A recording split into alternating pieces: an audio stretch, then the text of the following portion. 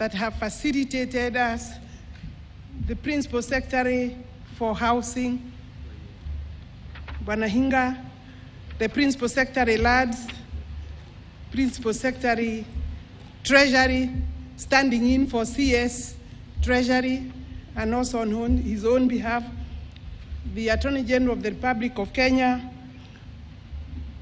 All protocols observed, Your Excellency. Today we have a very unique ceremony here, Your Excellency.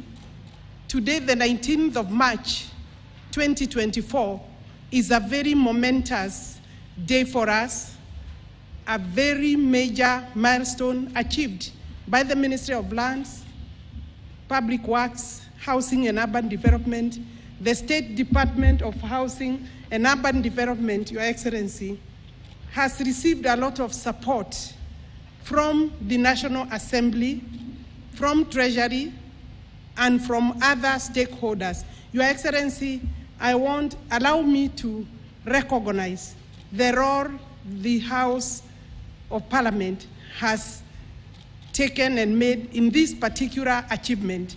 Your Excellency, the chairs, various chairs of the National Assembly, that is the Housing Committee led by Kimani Kuria, the Housing Committee, Finance Committee led by Honorable Kuria, the House Committee on Housing, Jonathan Ngeno. They took us through a very laborious exercise to explain this bill. Of course, Your Excellency, we have come a long way, starting from the Finance Act and various sections that were taken out by the judiciary. Your Excellency, since that day, we have not rested as a ministry. We formed a committee that received input and participation by the National Assembly and the Senate. Indeed, I want to recognize the clerk of the National Assembly, Samuel Njoroge. He contributed some of the key drafters of the National Assembly and also Senate. Your Excellency, Treasury gave us a member of the committee. I'm saying this because the participation of the various stakeholders, key stakeholders, have been critical, and it has given us a very good template of working going forward. I want to say that the Treasury also gave us a member in that committee, very able member. The Attorney General gave us one of his brilliant drafters, and then the Housing Department and Nixon Coril also gave us a technical person from the LADS. Your Excellency, in 5 days, we were able to come up with this bill. And I know, Your Excellency, at that time, myself and Hinga, because of various state duties, we were working from outside the country, and I know that we gave you a bit of a headache because you could not understand how we have a serious exercise going on and we are outside the country, both of us, Your Excellency. But we have received the greatest support from yourself and your Deputy President and the Prime Cabinet Secretary in terms of leadership for us to be able to arrive at where we are. Your Excellency, when the court threw out the Finance Act, the journey for this bill started. We are there now where we are today, and for you to gather us here today for the assent, presidential assent of this bill, bring us to another chapter, the chapter of implementation. Your Excellency, I will not speak much. I'm going to be very brief on the 2 points that are critical. That, Your Excellency, when the Kenya Kwanza government took over, we found 8,872 units going on. Those units are some of them are in their final stages, particularly those which are not technically giving us a headache. 8,872 units. I emphasize that because it's important. Currently, Your Excellency, we have 45,525 units under construction, Your Excellency, under your leadership.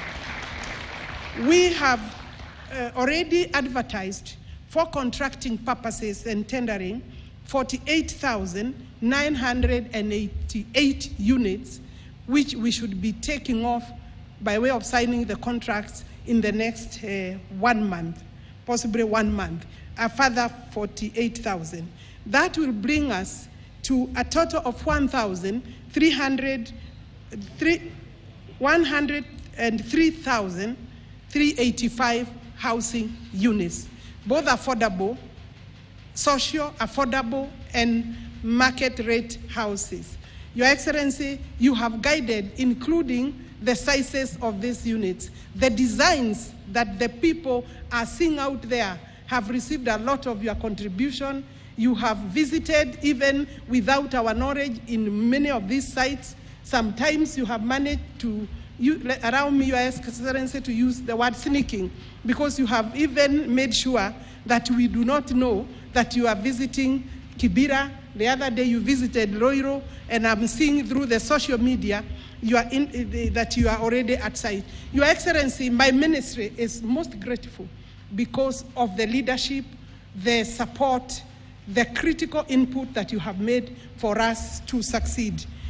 Right now, Your Excellency, we have over 120,000 young men and women working in these sites. We anticipate, Your Excellency, that by the time the balance of 48,000 units is put in place, Your Excellency, we should be having close to 300,000 young men and women working at our sites. So by signing this bill, assenting to this bill today, Your Excellency, you have opened doors for low-income earners to start earning. Our minimum wage, Your Excellency, is 600 shillings for the casual workers, and the artisans and others are earning between 1,000 and 2,000 per day.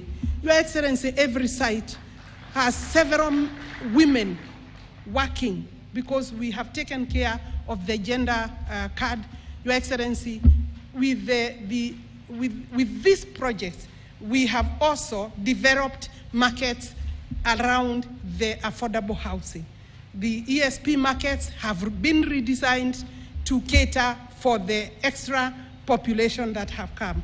In every project, Your Excellency, we have to address the education infrastructure around the projects. That is to say, with this fund, Your Excellency, we have opened new doors, new opportunities, and new hope for Kenyans. And we are happy that, Your Excellency, notwithstanding the opposition, you have refused to give in to opposition, to negative approach against this bill. And with that, Your Excellency, I want to allow me to call the Prime Cabinet Secretary to say a few words before we can come here, and he will call His Excellency, the Deputy President. These are some of our greatest supporters, Your Excellency. We do this part first. Thank you. Thank you, Your Excellency. With your guidance, then, Your Excellency, I want to call you to stage. You will be moderated with your permission, Your Excellency. PS Hinga will moderate that session. I don't know, I cannot see him. Today he's allowed to sweat, Your Excellency, because this man has been on sites every day, in sites every day. I remember you asking me whether I have the right shoes, Your Excellency. We have climbed the trenches with Hinga and yourself and the other members, including the members of Parliament. Thank you very much, members of Parliament, for making sure that you come. Hinga, you will moderate this session. Your Excellency, there are some artisans that will do this exercise with you. Makofi kwa His Excellency for the big job. Thank you.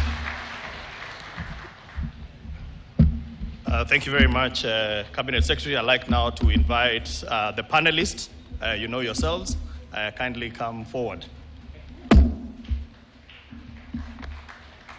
And as they do come forward, Your Excellency, I take note of my overdressing for this occasion, but it's because today I'm taking a different role of moderating, so I'm like a journalist today, so I'm not Mpia Mjengo. Karibuni. So we have with us Japheth Kaikai Kitela. Japheth is coming. We have Jacqueline Wanjiko Gashao. We have Meshak Musembi Mwimi. We have Anthony Manyara. Okay. We have Stanley Njoroge. We have Peter Mwema. We have Obed Matongo. Obed, karibu. And finally, we have Mary Wanjiko. Thank you so much. So finally, allow me to invite the master builder himself, His Excellency the President.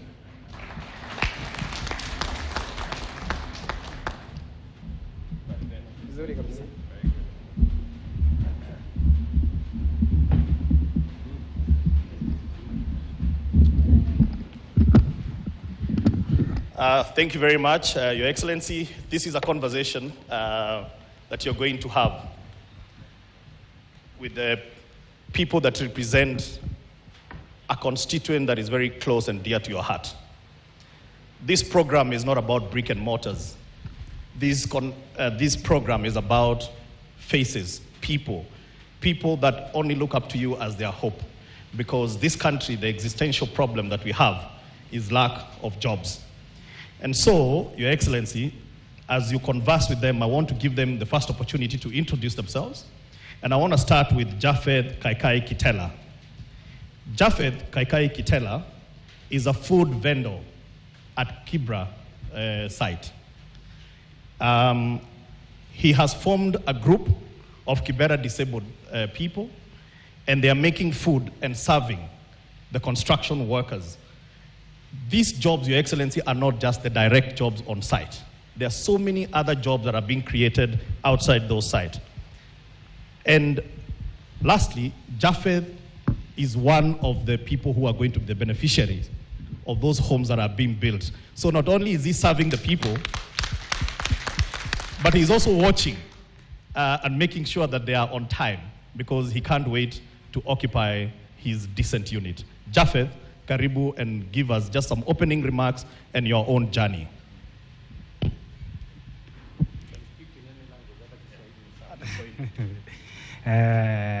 Your Excellency, habari zenu?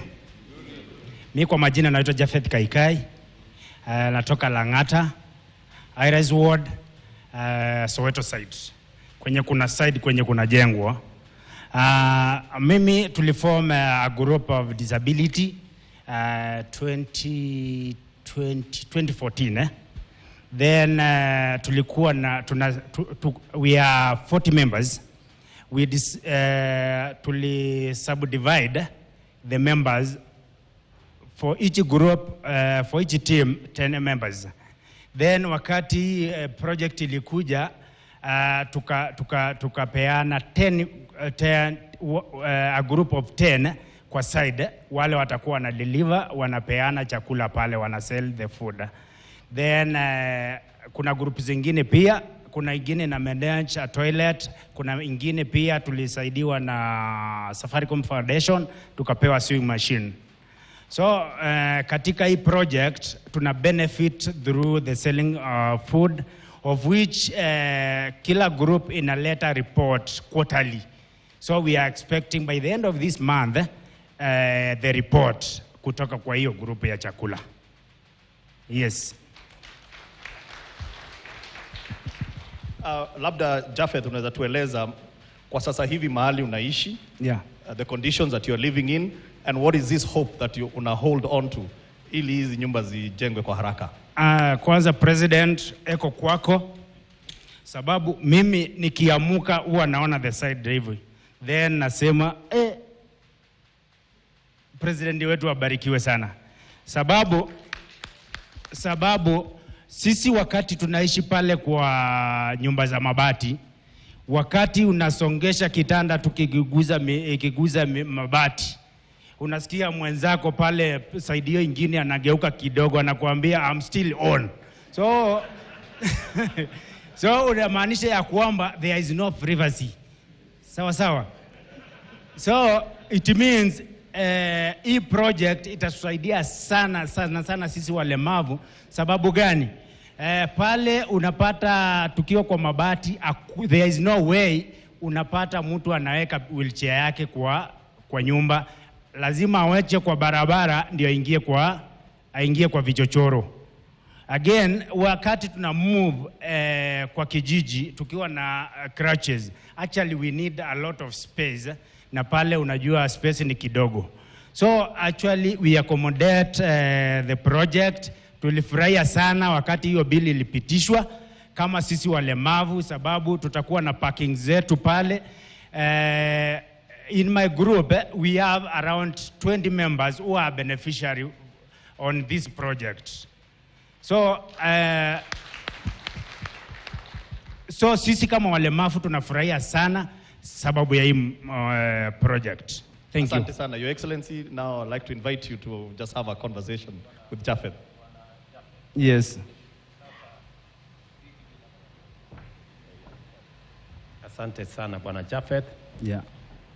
So umesema wanachama wako kama 20 wanajipanga kupata nyumba pale. The beneficiaries. Mumeanza kusave, mumeingia kwa boma yangu ama mnajipanga kwa njia gani? Kwa sababu mnajua lazima mjengo inaendelea kujengwa, sio? Yeah. Na makadirio yetu ni kwamba katikati ya mwaka ujao hizo nyumba zitakuwa tayari. Yes. Kama sio mapema. Yeah. Nyinyi mmejipanga vipi?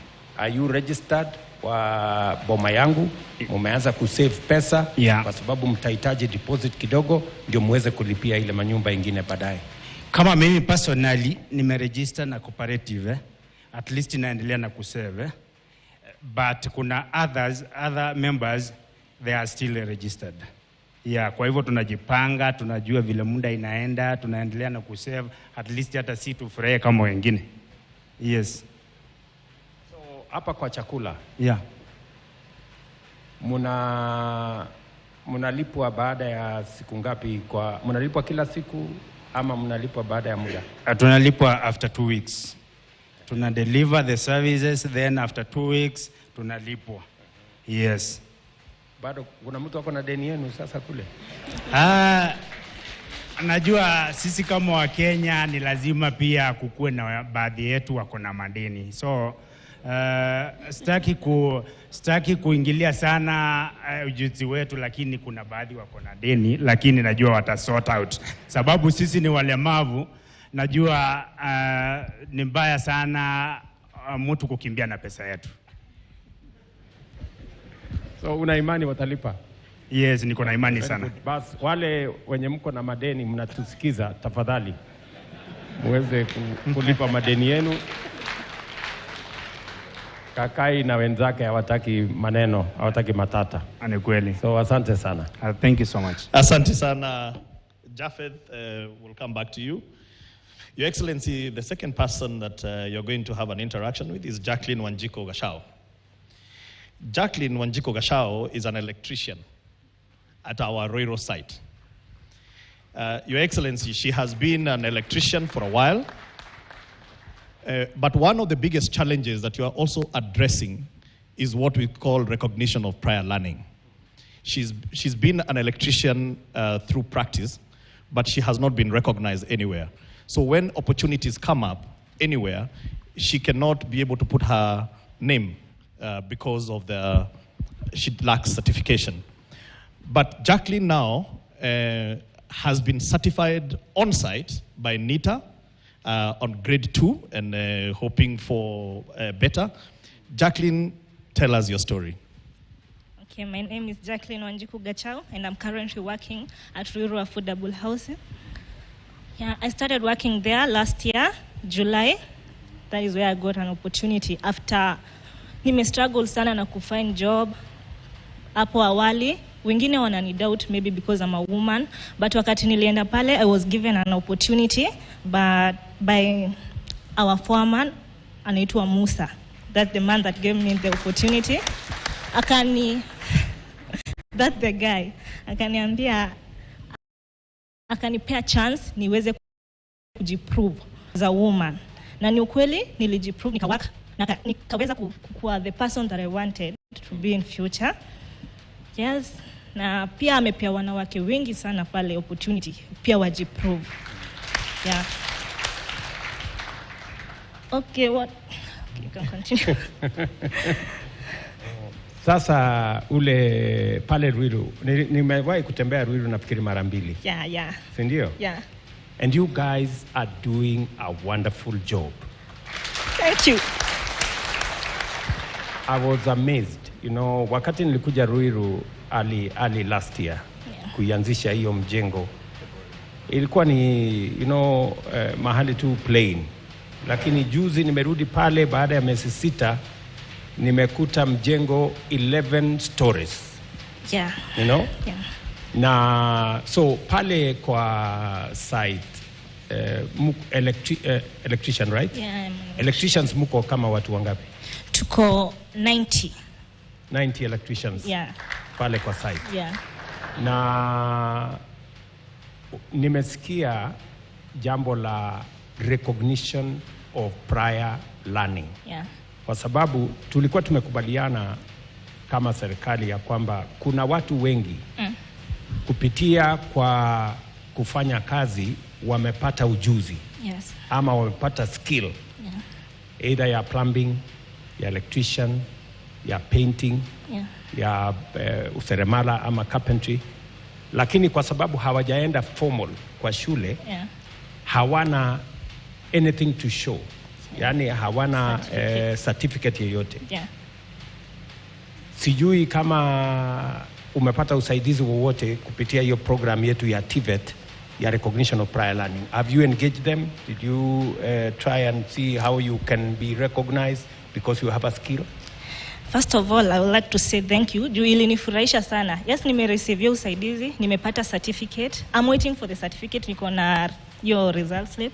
Nimekuwa recognized sasa. Watu wa NITA walini assess. So watu wa NITA walikuja wakaku assess. Yeah. Is there anybody from NITA here? Anybody from NITA? Okay, maybe they are not here today. They should have explained to us how many artisans have been recognized in this program. There's 200 of them at the moment. Yes. 200 of them. And some of them, I think His Excellency, the Deputy President, will be presiding over their graduation. So they have the result slips, and they are part of the team that will be graduating. Very good. So, kwa pale kwa site ya Ruiru, do you know any other person who has been assessed by NITA? Kama unajua watu wengine ama ni wewe peke yako? Najua ni wengi. Juu walipea opportunities watu wengi sana. Watu wote wenye walikuwa wanataka certificates wakawa assess. It was an open opportunity for everyone. Yeah. Kabla ya site yetu ya Ruiru, ulikuwa umewahi kufanya kazi mahali pengine? What opportunities did you have in the past? Okay, previously I was working naenda kufanya hizi nyumba ndogo ndogo kazi na sometimes hazipatikani kila saa, kila wakati. So most of the time nilikuwa home na shanga nitafanya nini, sina usaidizi naweza saidia mtoto wangu. Yani nilikuwa tu nateseka. But thanks to the affordable housing, wamenipea that opportunity and I'm working now.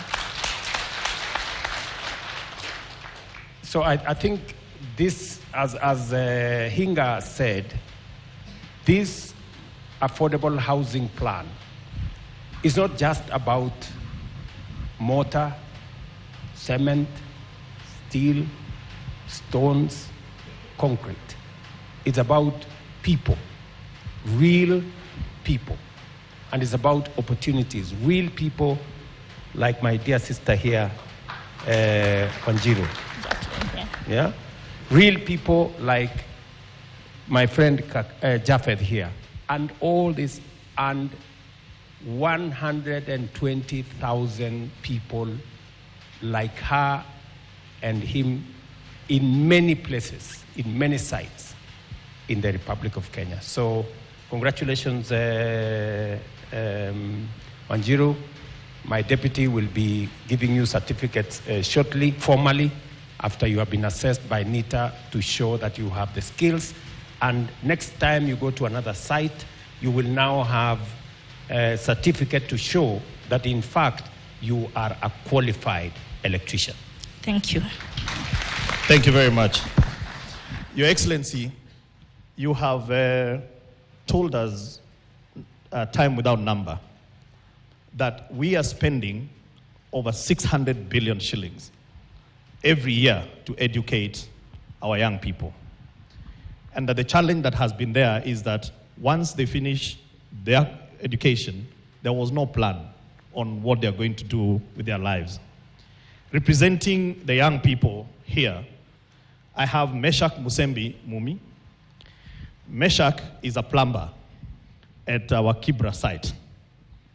He's 29 years old, and just like Wanjiru, he has been mtu wa mkono, kazi pale na hapa na pale, but without any certification.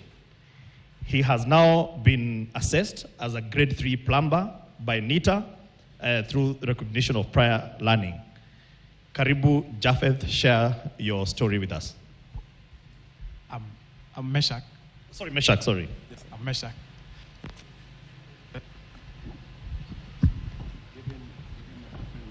Thank you, Your Excellency.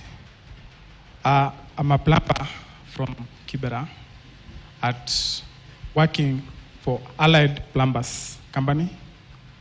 Before, I served as a member of our National Youth Service from 2018. I graduated 2023, March. From there, a lot of challenges searching for jobs. But when affordable housing came, I had a chance to secure a job with it.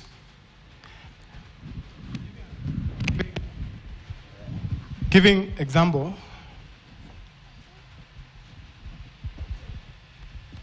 giving out this example of mine, there are a lot of youths vijana pale mtaani wanasava kutafuta job, na wakati hii affordable housing ilikuja, ilisaidia baadhi yetu. Huwezi pata kijana ametoka mtaa ameenda kukaa hivyo bure, lakini saa ile wakati pale site akona chance ya kufanya job. For me, I can say that it's a chance that made me to be who I am. I'm a recognized plumber. When NITA came in, they did the assessment and I was assessed. They have called us recently telling us that there will be graduation this coming Friday, whereby we are supposed to go and get our certificates. Before, I went to Eldoret National Polytechnic, where I did craft certificate in plumbing. So when NITA came in, they did an advantage to me. Yes. Thank you very much, Meshak. So, unafanya kazi pale Kibra? Yes, I'm at Kibra. Nilikuwa pale juzi. Yes. Na naona mumesukuma kusukuma. Kabisa. Yeah? Yeah. Hiyo site yenu, muko plumbers wengi, kuna carpenters, ndio, kuna electricians, yes, kuna masons, yes, pale. Still fixers. Na kila mtu, yeah. Na still fixers, Yes. Ama umesema? Yes, still fixers. Wako pale. Kabisa. So nakuuliza Meshak. Yes, sir.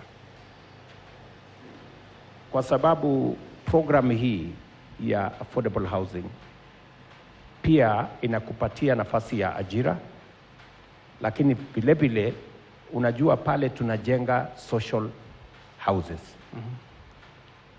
Sijui kama umepata kuelezwa hiyo social houses na vile unaweza wewe kama plumber ukasave pesa, hiyo nyumba ikiwa tayari wewe pia unaweza kununua. Uko na hiyo habari? Yes, iko. Yeah. Are you doing something about it? Yes, we're planning and we have started doing it as the plumbers on site already. Yes. Yeah. So you're planning to be part of the people who will occupy those houses? Those houses that are Just there. so that I explain to you that because housing for a very long time was about big people, people who can afford, people who have big jobs, or so they think. But this time round, we said in the building of houses, we want to make sure that we are sensitive to the strata of our society, that the people at the bottom, Yes. yule mtu wa kawaida pale chini ambaye hakuwa na matumaini hata siku moja kuweza kuwa home owner, mwenye nyumba. Wengi wamezoea pengine uko unalipa rent kwa nyumba ya mabati vile kakai anasema, pale choo ni shida, maji ni shida, barabara ni shida, hata stima kuunganisha ni ile ya si unajua vile inafanyika hiyo maneno hiyo. So na saa zingine inatupatia matatizo, inalete madhara. Lakini sasa tumeamua ya kwamba pale kutapatikana na nyumba. Unalipa rent mahali unaishi mesha kama shilingi ngapi? 3,000. 3,000 mahali unaishi saa hii. Yes, sir. Si ndio? Yes, sir. Sasa kwa hii mpango itawezekana hiyo 3,000 unalipa rent kwa nyumba ya mtu, utalipa 3,000 lakini itakuwa nyumba ambayo ni yako. That is the difference we are making. Yes, sir. Tunaelewana? Unaelewa hivyo? Yes. Na ndio mpango yetu ni kusema, ukisikia waziri amesema kuna categories karibu 3 ya ujenzi wa kuna social houses ambaye mortgage yake itakuwa 3,200. na mortgage Ni percent 3%. 3%. Mortgage yake ni 3%. Na tunatumia hii fund kusubsidize ndio mortgage yako ikuje 3%. Tutakuwa na mortgage ya 6% kwa wale watu wa affordable housing, na mortgage ya 9% kwa wale watu wa market rate. Saa hii mortgage katika taifa letu la Kenya iko 18-20%. Lakini through this program, kupitia kwa mpango huu, ndio tutaweza to create more home owners by making it realistic and possible kwa watu kama wewe Meshak kupata uwezo wa kulipa shilingi 3,000, na ni kwa sababu tumeondoa mambo mengi kwa program ya affordable housing. Tumeleta ardhi kama serikali, tumeleta services kama serikali, tumeleta design kama serikali. Ile pesa nyingi ilikuwa inatumika kulipa ardhi, kulipa services, sasa tumeichukua kama serikali ndio tuweze kufikisha home ownership kwa Wakenya wengi zaidi kama vile Meshak na wale wote wameketi hapa. Na vile vile watu wengi wanatuambia pengine tunachukua pesa alafu tunasaidia watu kategori moja. The good news is this: 20% of the housing units will be social houses. 50% will be affordable houses. That means the people who are who earn 20,000 and above, they will have a 50% chance to own houses in our affordable housing program. And 30% will be the people in the middle class or the people further up the ladder. So in this affordable housing program, there is a chance for every Kenyan. Those who want bigger houses will have an opportunity to get it. Those who want affordable houses will have an opportunity to get it. And those who want social houses will have an opportunity to get it. Many people have been asking us, what happened to your mama mboga? What happened to your boda boda? I want to tell them, our boda boda and our mama mboga are family in our equation. This program will make it possible for a mama mboga who today pays rent at 3,000 to pay 3,000 and own a home in Kenya. It will give a chance to a boda guy and every hustler in Kenya who today lives in a shack that has no water, that has no electricity, that has no access, that has no sanitation. It's going to dignify their lives, and they too, like the rest of society, can own a home. And that is why I'm very happy, Meshak, is part of our plan as a simple plumber, that he also is looking forward to owning a home in a decent place, like all other Kenyans. So, Meshach, mimi naamini ya kwamba utajipanga na hiyo maneno. Tuko sawa. Kabisa, eh? Tuko imara. Usini let down, please. Hatuwezi. Eh? Hatuwezi. Wewe pesa usichukue yote, una save. Kila siku, kwa hiyo 1,000 unalipwa, nafikiri 1,000 na kitu. Hapo. Kwa hiyo 1,000 unalipwa, chukua 100, weka kwa boma yangu. Ndio. Pale mbele nitakusote. Asante. Sawa. Asante. Very good. Thank you. Thank you very much, Your Excellency. The Holy Scriptures, Your Excellency, says that when I was hungry and I came to you, you did not give me something to eat. And the person in the parable asked, but Lord, I didn't see you. Obed Matongo is a construction worker at our Mukuru site. He does work at the scaffolding. Obed, wataongea Swahili. Obed anajua kulala njaa ni nini, Your Excellency. This program, not only has it dignified him and able to provide for his family, but now he's looking forward kuwa kumiliki hiyo nyumba. I believe this commanded a very big blessing. Obed, tuambie venye hii mambo inaendelea huko Mukuru. Bwana asifiwe. Bwana asifiwe tena. Niko na furaha sana kukuja hapa State House, sababu rais wetu ametualika, na niko na furaha sana. Ninasikianga hii. Sasa naomba rais wetu, mimi naona wewe ni mtu wa kuchali wale wako chini, huna matarau. Sababu kama umetualika sisi watu wadogo mpaka tumekuja hapa, mbona tusirudishe shukrani tafadhali? Mpaka nimeona Getasi chawahi muona, naona Vice President Mutabat Mheshimiwa. Sasa si niko na furaha, si nitarudisha shukrani kwa Mheshimiwa wetu rais kwa kutuleta hapa. Niko na furaha sana, hata uendelee. Sasa kitu ile iko nasema, watu wa Mukuru wanarutisha mzuri sana.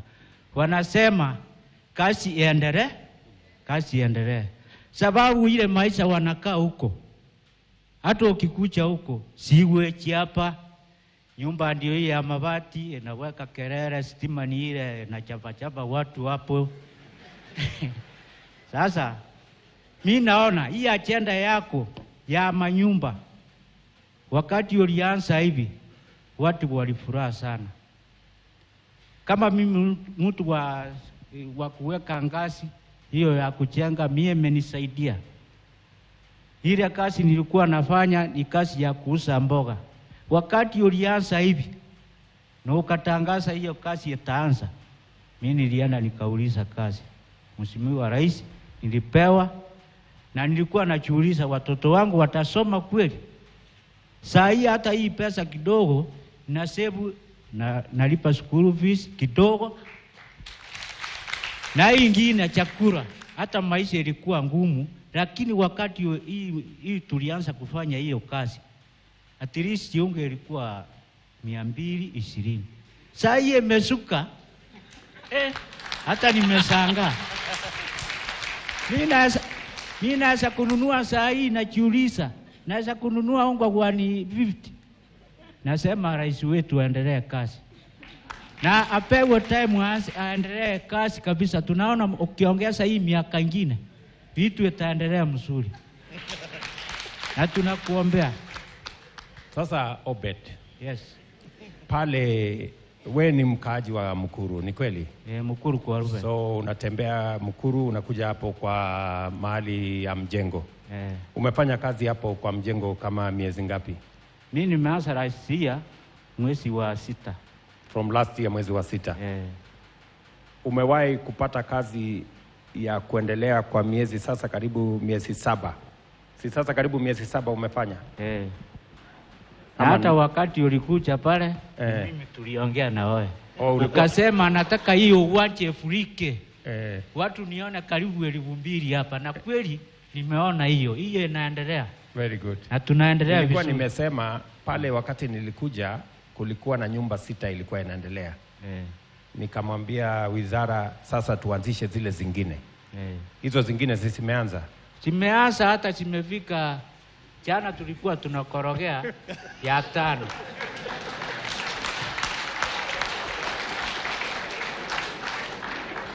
Zile zingine zimeanza. So na watu wa kufanya kazi pale wameongezeka.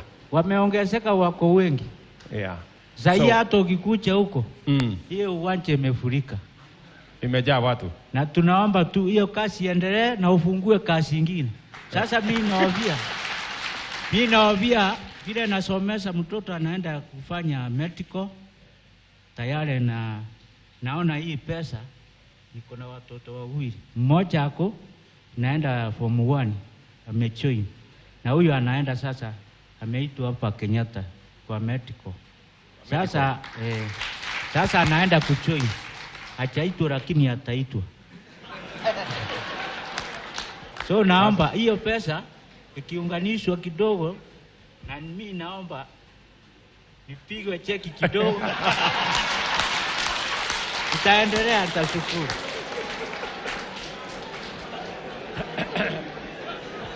Bas ile vile Obed amesema ni kweli. Kwa sababu umesikia vile waziri amesema. Kwa sasa tuko na watu between 120,000 na watu almost 140,000 wanafanya kazi kama wewe Obed na hawa wenzetu wengine katika sehemu mbalimbali, mijengo mbalimbali inayoendelea katika Kenya.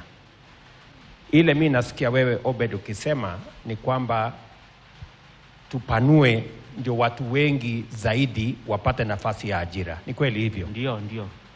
Na ndio umesikia waziri akisema tuko katika kukamilisha projects zingine ambazo zitatupatia nyumba 48,000 kufikia mwezi ujao. In the next 1 month tutakuwa award 48,000 units zingine. Sasa tutakuwa na manyumba 1,100 ambayo itakuwa inajengwa katika taifa letu la Kenya in the next 1 month. Na tukiongeza hizo manyumba pia tunaongeza wale wanafanya kazi pale. Tunaongeza wale wanafanya kazi kwa site, plumbers, electricians, watu wa kuweka ngazi kama wewe,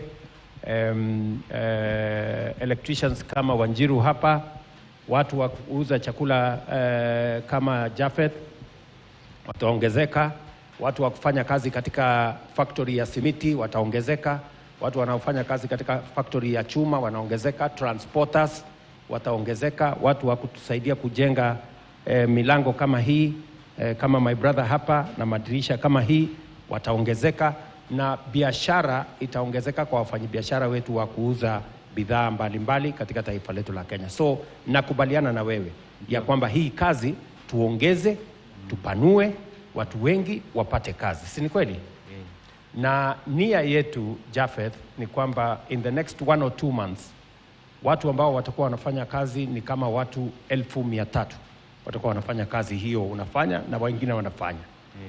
Na mpango yetu ni kuongeza mpaka tufikie watu 500,000 vijana, 500,000 Kenya by the end of this year. Kabla ya mwisho wa mwaka huu tutakuwa na vijana karibu 500,000 wanaofanya kazi katika sehemu hii. Na ni vizuri umesema vile umesema, ndio watu ambao wale ambao wanatoa pesa zao kupitia kwa program hii wajue pesa yao inachangia katika kubadilisha taifa letu la Kenya. Na inachangia pia kwamba wale walio na kazi leo wajue ya kwamba kupitia kwa fund hii na mchango wao kwa fund hii, watu wengine wengi pia vile wao wako na kazi, hata na Obed na wengine pia na wao wanapata nafasi ya ajira, kulipa school fees vile umesema kwa watoto wao, kujisimamia na kuweza kwenda mbele. Tunaelewana Obed? Ndio mheshimiwa. Mimi nataka nikuulize. wewe ungependa mbali na kupanua hii kazi, ungependa nifanye jambo gani zaidi ndio hii program uone kama inaendelea zaidi? Sasa nilikuwa nasema watu wengi huko kwa kijiji hawachachua kupile hiyo nyumba inalipwa. Sasa ningependa wachulizwe, akitaka kulipa kama ni 100 yake, ile namba ataweka ndiye ingie, watu wengi warejesi. Ndio sasa hiyo maneno isukumwe mbele. Sasa Bwana Hinga, mimi nataka ueleze Obed. Na wale wengine wanatusikiza, wanataka kujua hii nyumba ya 3,000 na ingine ya kulipwa 5,000 ya ingine kulipwa 10,000. Mtu anajisajili namna gani na atajipanga namna gani ili aweze kuwa moja wapo wa beneficiaries wa hizo affordable housing? Asante sana mtukufu Rais. Watu kama Obed na wengine ambao wanataka kumiliki hizi nyumba, njia ya kwanza ni ujisajili, uende kwenye mtandao, ubonyeze kwenye simu *832#. Naona umevaa jacket ya boma yangu, itakupeleka kwenye mtandao wa boma yangu. Ukifika pale utaenda kwa simu, ubonyeze *832#. Simeshika hiyo? Ndio. Haya. Baada ya hapo utajiandikisha, alafu utalipa minimum shilingi 200. Ukishalipa shilingi 200, na Your Excellency nilikosea kwa sababu siku ku-update. Part of this lawmaking is public participation. And public participation is not an exercise of ticking the box. One of the things that my committee went through was this issue of the deposit. Many Kenyans, everywhere they went, they said they like the program, but they can't afford the deposit. So both houses agreed with them, and so there is no more deposit that one is required to make. So sasa ni lazima uwe ni first come first serve. Kwa hivyo ujiandikishe, uweke hiyo shilingi 200 peke yake, alafu uchague mahali unataka kuishi. So kulipa sasa kila mwezi, kwa sababu hakuna ile requirement ilikuwa ya deposit. Ukilipa every month kusave, itakusaidia wakati utapata nyumba, malipo yako itakuwa hata chini ya hiyo 3,000 ambayo utapata pale Mukuru. Kwa sababu vile tunataka kufanya, Your Excellency, ile shamba ni ekari 55.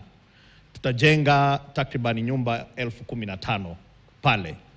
So what we want to do is to move the people systematically in Mukuru. Tunawaondoa, wanaingia kwenye hizi nyumba mpya, then we redevelop the slum in Mukuru.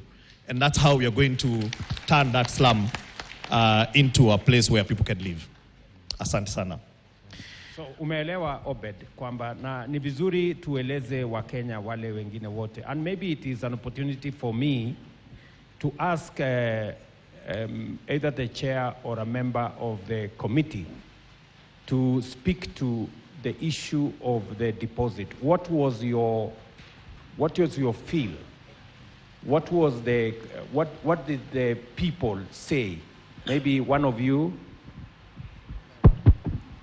Your Excellency, asante. Number one, on the issue of deposit, tuliposunguka during the public participation, most of the people who attended those meetings were of the opinion that we reduce or we studied case by case. So that, because when we talked about the 10%, kuna wengi sana ambao hawaaford hiyo. Labda watu kama wajua kali na wale ambao wanapata mshahara ndogo ndogo wakasema sisi tukiulizwa 10% itakuwa ngumu kwetu tupate. So we agreed with them that we will look at it case by case. Kama wale ambao wako na mshahara mzuri wanaweza deposit 10%. Wale wako na kidogo hapo 5%. Wale hawana, we also agreed that waongee na wale ambao watakuwa wanauzia so that we don't lock out the potential buyers. That is actually what we agreed, Your Excellency. Thank you. Thank you. Yes, Chair of Finance. Nafikiri wanasema usimame hapo. Nafikiri kamera sijui ziko wapi, lakini I thought there are cameras all over. Your Excellency, also in addition, members of the public told us that the marginalized people, people living with disabilities, youth and women will be disadvantaged if you follow that process. And so we incorporated a section of the bill now law that gave preference to women, youth and persons living with disabilities. Juu ya hayo, Your Excellency, Kenyans were worried ya kwamba wabwanyenye wataweza kununua hiyo nyumba zote wakuwe zao alafu waweze kuziuza back into the market kwa bei ambayo iko juu kwa sababu iko affordable. Na kwa hivyo tukaongezea kipengele kingine ya kusema 1 KRA pin, 1 house. Kwa hivyo utaweza kuchukua zaidi ya nyumba moja. Na juu ya hayo pia Senate wakamake amendment ambao tulikubaliana nayo kama National Assembly ya kwamba hautaweza kuuza hiyo nyumba even after buying it. So that this prevents people, wale ambao wanaweza enda kwa kijiji wachukue watu wa bodaboda na wengine wachukue pin certificate zao wanunue nyumba alafu waweze kutransfer back to themselves. Thank you, Your Excellency. Okay. So nafikiri tumeanza sasa kunyorosha maneno. Na mimi nataka nishukuru bunge. Hold on Karungo. Tumeanza kunyorosha maneno na ni vizuri and hata vile mahakama walisema turudie hii maneno walifanya vizuri. Kwa sababu walituambia turudi tupige msasa hii sheria vizuri. Sasa hiyo sheria tumeinyorosha kabisa. Na hata imetusaidia. Kuna watu walikuwa wamewachwa nje. Hawakuwa wanalipa hii sasa pesa imeongezeka zaidi. So tunashukuru mahakama wametusaidia kutuongezea pesa ya affordable housing. Na vile hawa viongozi wamesema kutoka bunge, ile public participation, vile PS amesema, public participation is not a sterile provision in the Constitution. It is a meaningful insertion to bring the views, the understanding, the ideas, and the suggestions of people, Kenyans, to speak life and to breathe into legislation, regulation, policy, and other government programs in a very substantive and meaningful way. And when the public said that the 10% deposit was high, I'm very happy that the Senate has considered, and now we are going to find a way around it that is not going to be a mandatory requirement for anybody to have a deposit of 10%, and it will be assessed on a case by case, and that is what the board, which is going to be to provide policy direction to the management of this program, is going to do. So congratulations, members, and also to the public for bringing their views to bear on this piece of legislation. Karungu, maybe you can finally say something as the chair of housing in Senate. Thank you very much, Your Excellency. At the Senate, we listened to the public. Na walikuja wakasema, kuna wale hawataki kuishi town. Wanataka warudi mashambani, ndio wakalime. Wako na ardhi, wako na title. Wakaomba serikali badala kuwajengea town, inaweza kuja pale mashinani, iwajengee kanyumba mzuri pale na walipe polepole. Tukakubalia hiyo na iko katika sheria. Tuka-introduce kitu inaitwa rural affordable housing. Watalipa kupitia mortgage scheme na kila mtu atapata nyumba yake. Ndio pia watu wote wasikuje town, hata wakulima wabaki wakiwa na nyumba mzuri. Asante sana Rais. Thank you very much.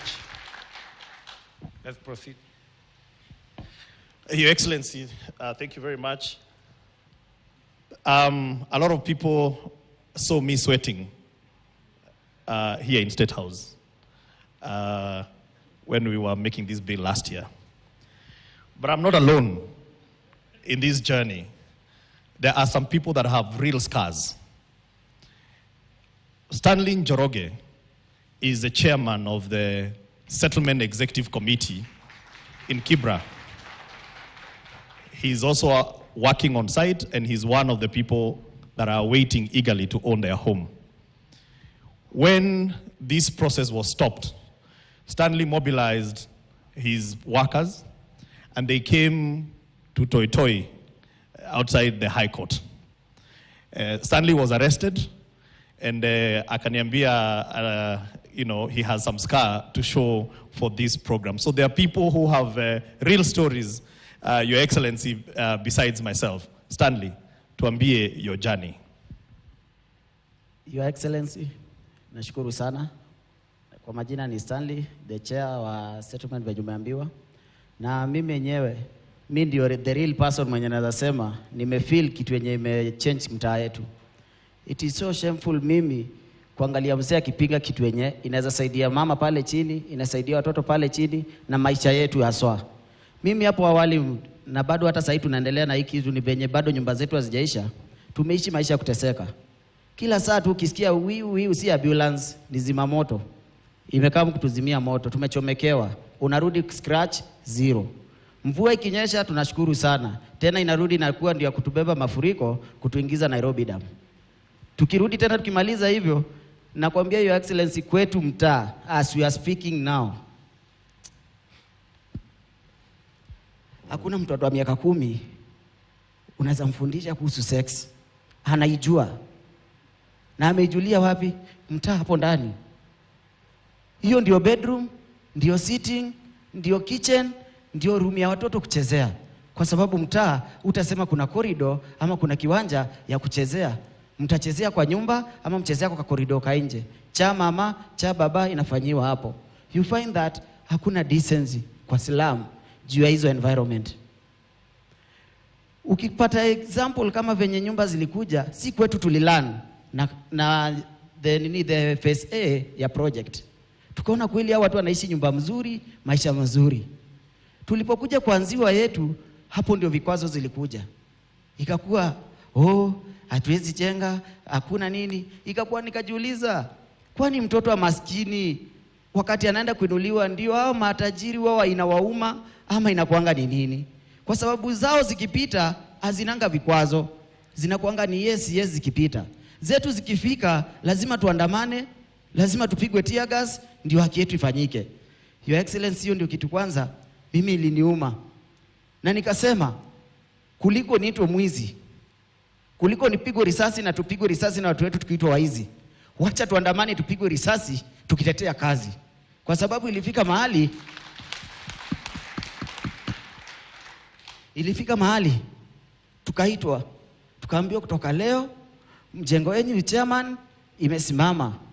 Kulingana na sheria imesemekana housing levy kutoka tarehe 26 haikatwi. Serikali saa hii haina pesa. Tulipumua. Tukarudi. Tukajua tumerudishwa kwa street. The journey of a jungle. Kama ulikuwa mwizi, endelea kuiba. Kama ulikuwa unatega, endelea kutega. Kwa sababu saa hii pattern imechange. Ulikuwa unadhani umepata kangazi kadogo, umeteremshwa mara moja, ilituuma sana. Na tukaungana, tukasema wacha tutoke street. Wacha tuandamane. Wengine wakasema mnaandamana nini? Hizi nyumba zetu haziko affordable housing. Ni sawa. But all in all, sisi kwa mind tulikuwa tumeambiwa na tunajua the 30% ya housing levy itakuja kusupport hizi slum upgrading, ndio zenye saizi zimechenyewa zinaitwa social housing kwetu. Kwa hivyo sisi tulikuwa tunajua plani yetu, si ati tumetengwa. Tumewekewa mpaka percentage yetu ya kutuinua. Tulipoenda street, Your Excellency, tulikutana na video. Tumekuja mzuri, peaceful. Tumefika pale kwa mahakama. Hakukuwa kuongeleshwa, hakuna kunini. Ya kwanza tulirushiwa tear gas 5 katikati yetu wote, kwanza tutenganishwe. Ya pili ilikuwa ni kila mtu mnagrabiwa mkichukuliwa. Wengine walikuwa wachukuliwa Status Road wakiingia na Serena pale. Kwa sababu ni mbio kutoka hapa ile unakimbia mpaka huku, lakini tunafuatwa mpaka na nduthi za askari. Ndio wengi walishikwa. Nashukuru sana ofisi ya PS na housing venye walifanya. Hatukulala ndani. Walitusaidia. Lakini bado haikuwa suluhisho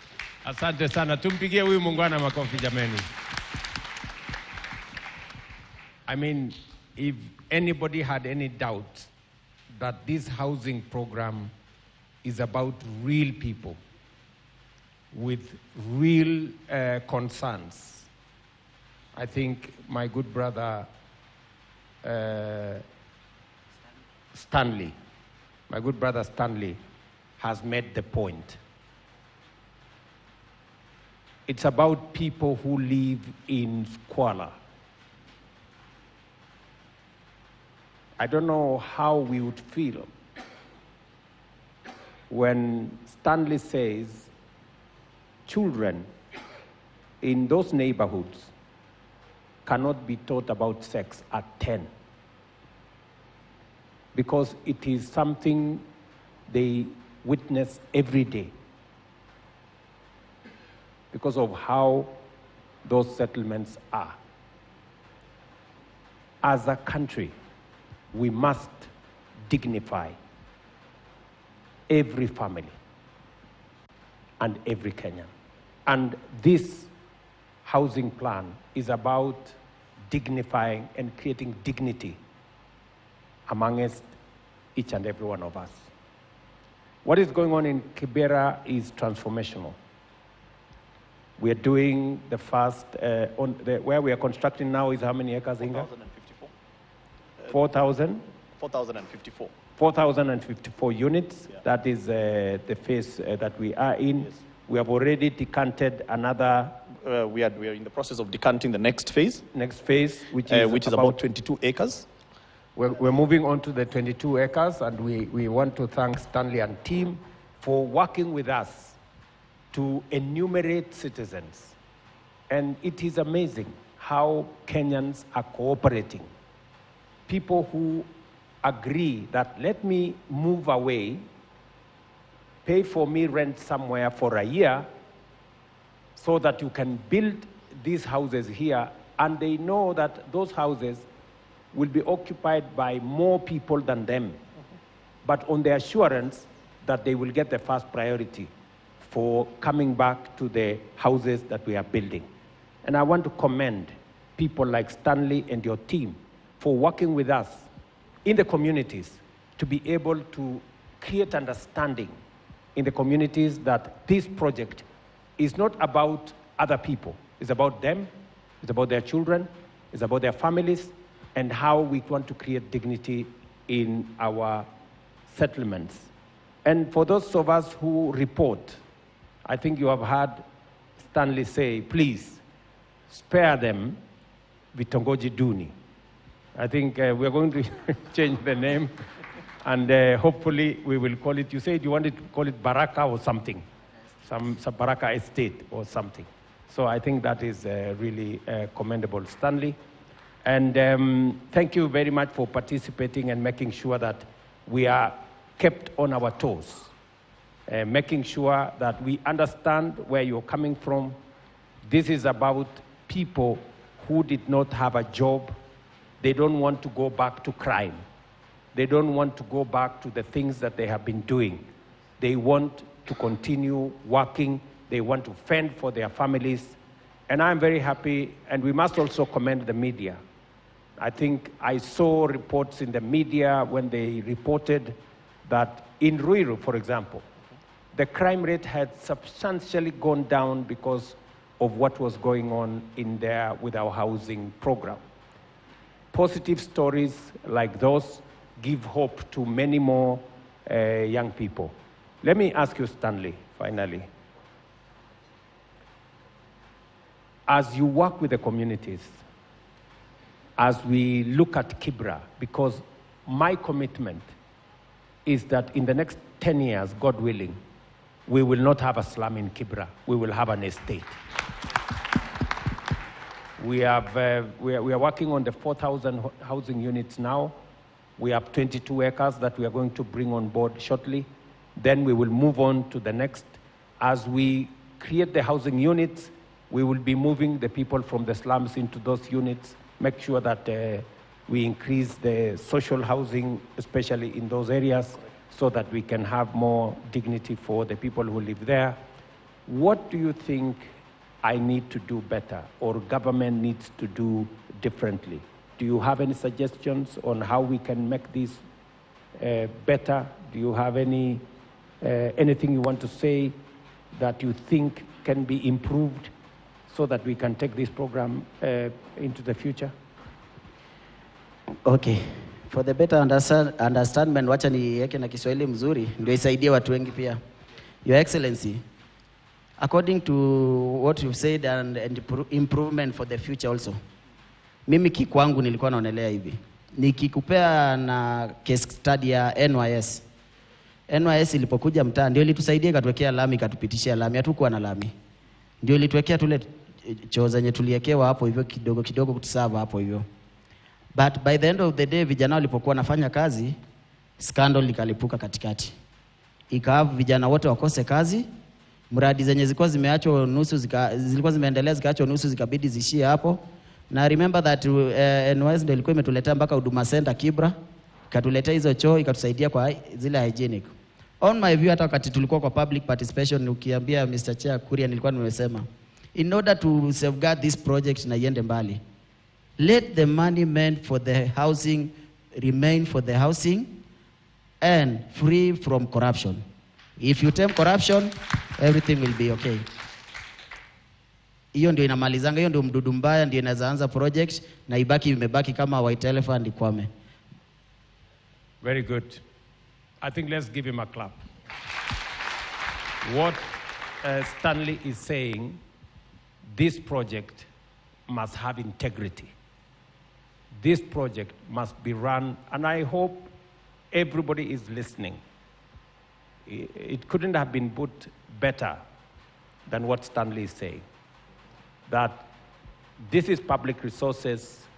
Kenyans are committing their money through the levy for this program, for the dignity of other Kenyans, so that other Kenyans can have a job, so that we can have decent housing, so that we can eradicate slums, so that we can increase the number of homeowners in Kenya. Not just for the people living in slum areas, teachers, doctors, and everybody else will have an opportunity to own a home because we have substantially reduced the cost of homes in Kenya.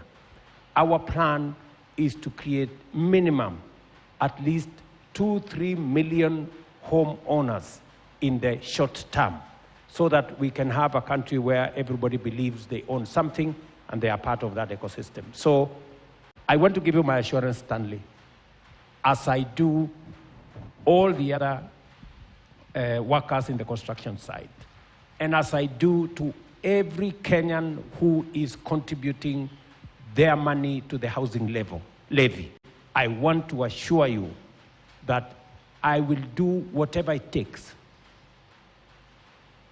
and deal with whoever and protect these resources for the benefit of the people of Kenya.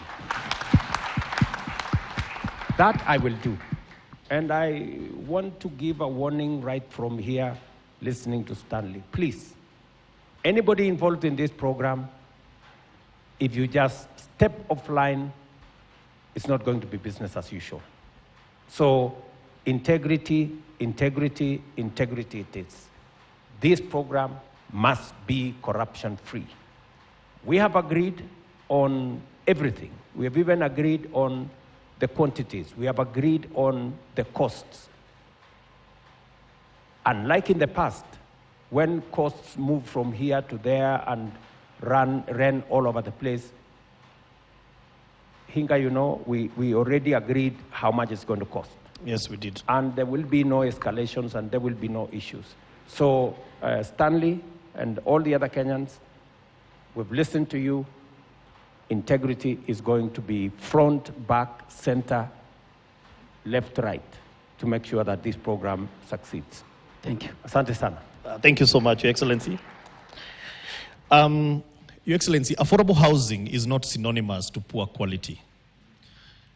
These Kenyans that are contributing towards this levy expect high quality finishes. Seated right next to me is Mary Wanjiko. Mary Wanjiko belongs to an organization called Build Her. She is a skilled carpenter and a joiner. At the moment, she is supervising over 20 employees. When we launched Starehe Affordable Housing, you had an opportunity to sample the quality of their work. And I can attest it is high quality work. And I want to say, Your Excellency, that women are not a footnote in this program. We honor the women in construction. Mary Wanjiko, tell us your story.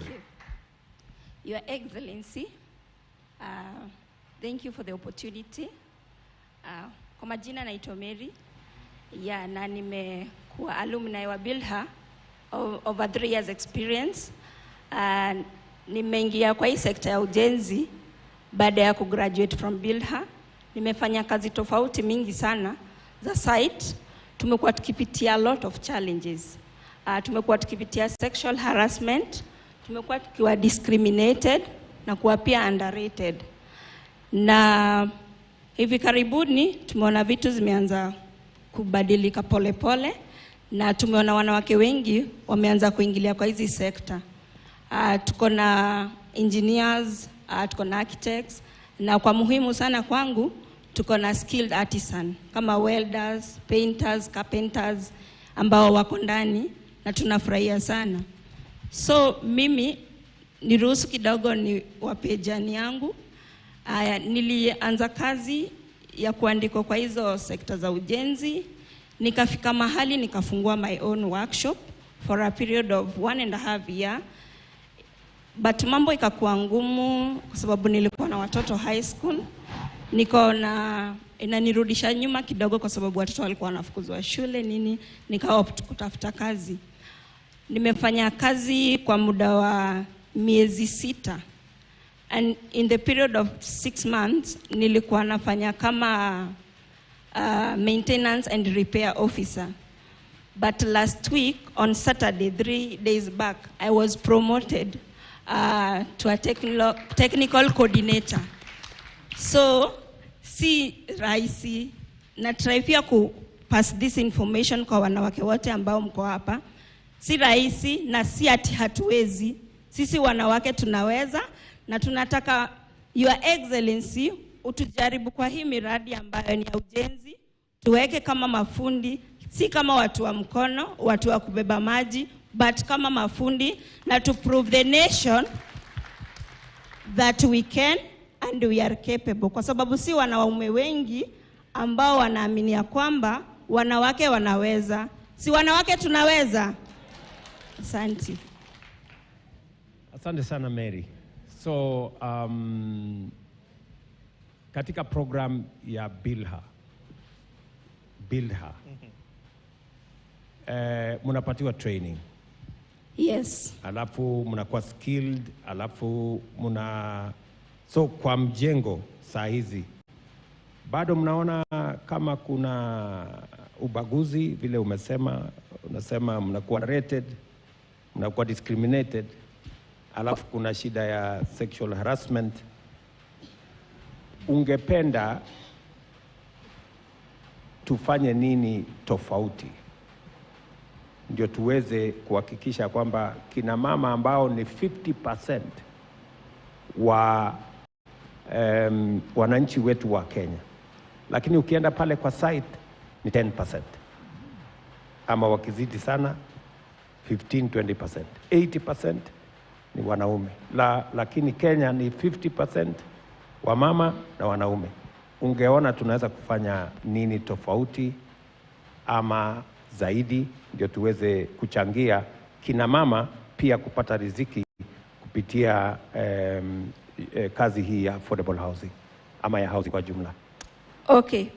Ya kwanza ambayo mimi ningetaka iwekwe into practice kwa hizi ujenzi, kwanza ni tukuwe na separate changing rooms ya wanawake na wanaume. With that, tutaweza ku-overcome challenge ya sexual harassment. Ya pili ni pia to involve more women wakuwe included kwa uongozi na pia kwa hizi kazi, kwa sababu wakati unaenda kwa site unapata a woman is a leader ama yeye ndio supervisor ama foreman, utakuwa wewe kama woman utafeel more encouraged that kuna mwanamke mwenzako ambaye ako pale juu na pia wewe ungetaka kufikia hapo. So mkinvolve more women on these sectors, itakuwa a big up for us. Thank you very much, Mary. Tumpigie makofi. Huyu Mary amesema two things very critical, and I hope the board that is listening wherever they are and the ministry will provide guidance. Yes. Kwamba pale kwenye site, to the extent possible, we must have separate changing rooms. Correct. And so that we protect, and even separate toilets so that we protect women from unnecessary harassment. And number two, we must mentor more women. I think listening to her, that's what she's saying. We must give more women a chance. We must give more women an opportunity. And women must also wajiamini pia vile Mary anajiamini. Si ndio? Wajiamini pia ndio waweze kuingia katika hiyo space. Kuna muungwana mmoja anaitwa Musa. Ako pale nyuma. Na tumemsikia ya kwamba huyo bwana amesaidia sana kuwapa nafasi. Wanjiru here is a witness. Musa, hebu tueleze kidogo ni vipi tungechangia kuhakikisha kwamba na wewe kama mtu ambaye ni supervisor kwa site, utendakazi wa kina mama, ungependa tuseme uko na maoni gani? Kwanza nashukuru sana kupata hii fursa. Jambo ni moja, kila mara wakati tunapea kina mama nafasi, huwa anahakikisha it is 100% done. Ndio jambo moja. So mi upenda kufanya nao sana. Katika wakati president alikuja kututembelea, alipata tukiwa na wengine walikuwa na wanafunzi, walituonyesha kwamba wanaweza kuhitimu na kufanya hiyo kazi. Sasa tunapoongea, Jackie ni mmoja wao hapa, kuna mwingine pia tumetembea nao, wanasimamia upande wa stima. So Mr. President, mimi naweza sema upande wa kina mama ni kwamba hao wenyewe wamejituma kuonyesha kwamba wanaweza kufanya kazi kwa 100% bila kuwa. Asante. Thank you very much. Two things. Nikisikiza Musa anasema pia kina mama mjitume. Si ndio? Musa anasema kina mama mjitume na mujiamini. Na pia hizi courses zote pale nyuma watu walikuwa wanafikiria kwamba course ya plumbing, electrician, painter, welder, seremala ni ya wanaume ama ni ya watu wa chini. Mimi nataka niwaeleze ya kwamba kazi ni kazi. Ile inakuwekea riziki ndio kazi. So nawauliza vijana, kina mama hasa, wajitume, wachukue hizo course, wachukue example ya Jackie hapa na wale na Mary hapo na wale wengine, wajue ya kwamba hii kazi inawezekana ifanyike pia na kina mama. Asante sana. Thank you very much, Your Excellency. There is one attribute, Your Excellency, that you have, which is that you don't keep grudges.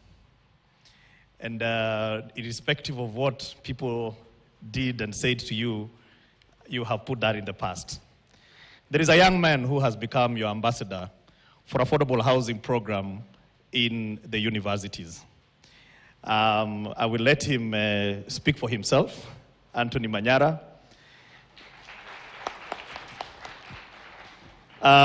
Your Excellency, the tragedy, and sometimes when we are having this conversation about housing, sometimes there is a very big disconnect.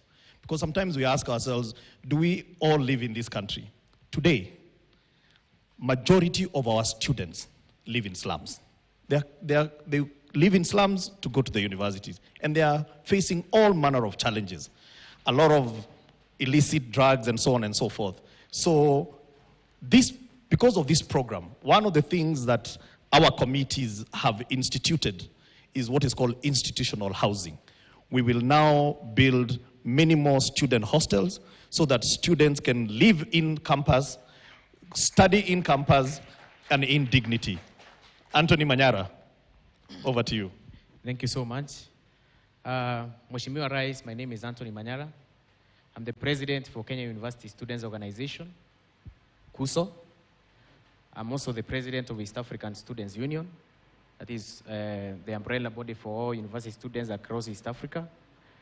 I'm an architectural graduate, but I'm pursuing law as a second degree. Ile wakati ambayo ulikuwa nafanya PhD pale University of Nairobi, I was the president of SONU that time. And I believe along the corridors mahali tulikuwa tunapatana. That time, if you remember very well, I had more security more than you pale university. Wakati tulikuwa tunapatana kwa hizo corridor, I remember that wewe huku unaishi hostel. Lakini najua ukipitia huko ulikuwa unapata wanafunzi wanaishi in areas that people of today cannot contemplate students living. We normally say that comrades are barometers of wisdom and catheters of knowledge. We want to see a scenario in which students live in decent places. And kidogo nitajanganya na siasa ndio nikueleze barabara ambayo tumekuja. Wakati wa the previous government, the university students were very much associated with the opposition. And it came across even, it spilled over even in your leadership. But we had a pact. We talked with PS Hinga. We had talked with the former minister who was there for housing. And we decided to see how our students can live in places that are not just decent, but safe. Ukienda kwa mahali penye wanafunzi wanaishi sahi, utapata wanaishi kwa slums, utapata hostels. Let's take, for instance, University of Nairobi, we have, let me take just an example of Mamlaka Hostel.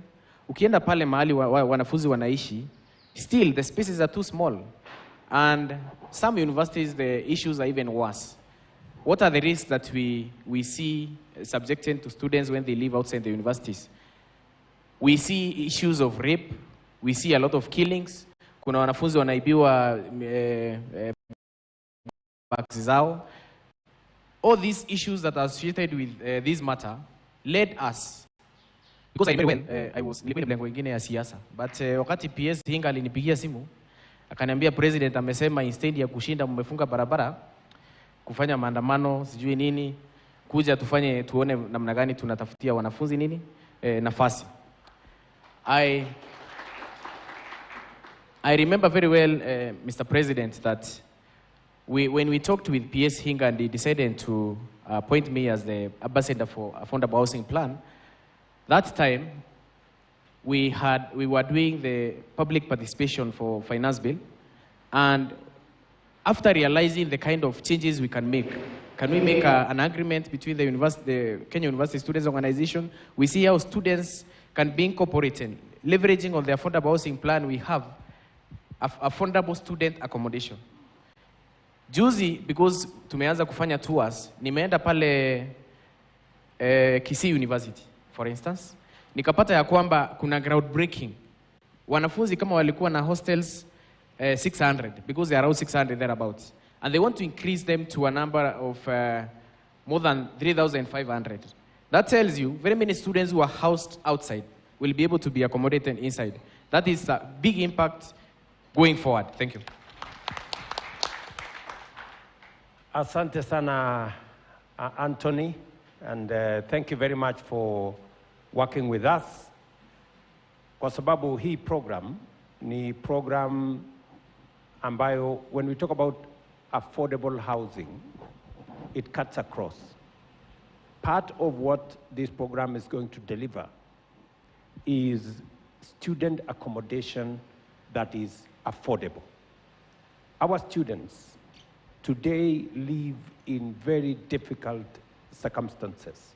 They live in indecent slum areas with all manner of challenges, has been explained by Anthony, rape, theft, harassment. I was, for example, in Bukura, and the students were telling me, even to walk to where they live, we needed to put lighting because there were instances of harassment and theft, and many other areas. So I want to commit to the student fraternity that under this program, we are going to have a serious rollout. It is already underway on student accommodation that's going to be affordable, decent, and is going to be revolutionary to make sure that our students have a place to stay. And Hinga said about the past, it is only fools who don't change their minds, or so it is said. I mean, we may have been in different political formations, but that is yesterday. Today is a day for us to come close ranks and do that which benefits the people of Kenya together. And having alternative opinion enriches our national conversation and brings out the best in all of us. So Anthony is, I came across Anthony the first time in Bomas of Kenya when he said that I was pushing a 16th century, that's Matere, or they were in the same group with Matere. So, but they now realize that this is not about a 16th century equipment. This is about real people. This is about real opportunities. This is about real chances for all of us to move our country to the next level. So Anthony and your team and Matere and all the other people, I want to tell you that in our equation, everybody has a role to play. It doesn't matter which side of the political divide you come from. Thank you very much. Thank you very much. And in wrapping up, Your Excellency, is a good friend of mine.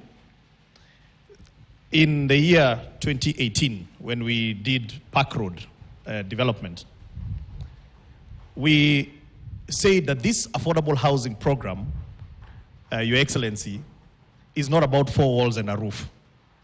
We have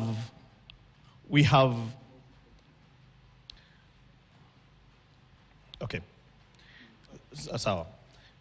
We do have Kenyans who know how to make doors, Kenyans who know how to make windows. The biggest challenge, Your Excellency, is that between them and the owner of that door are many brokers who make more money than themselves. And we decided to take a chance on them, and we gave them a contract of 122 million shillings to make the doors at Park Road. Let Mr. Mwema take you through his journey, and he's the last one, and because we are wrapping up, Your Excellency, after that, I will not come back. I will ask you to sum up this program. Thank you very much. Mheshimiwa Rais, wakuu wote wa serikali, hamjambo. Kwa majina yangu naitwa Peter Mwema Mudhaka.